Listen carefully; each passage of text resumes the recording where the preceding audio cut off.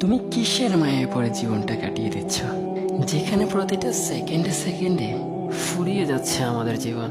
অন্তিম মুহূর্তটা আস্তে আস্তে কাছে চলে আসছে, অথচ মৃত্যু যে আমাদের জন্য অবধারিত এ ব্যাপারে কোনো সন্দেহ নেই, সন্দেহর অবকাশও নেই। কারণ দ্ব্যর্থ কণ্ঠে কোরআন নিজেই ঘোষণা করেছে, কুল্লু নাফসিন যায়কাতুল মাউত, নিশ্চয় প্রতিটা প্রাণীকে মৃত্যুর স্বাদ আস্বাদন করতে হবে।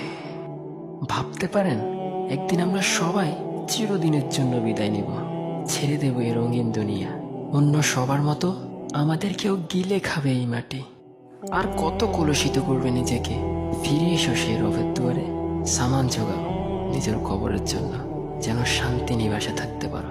অন্যথায় আফসোস করে কোনো লাভ হবে না।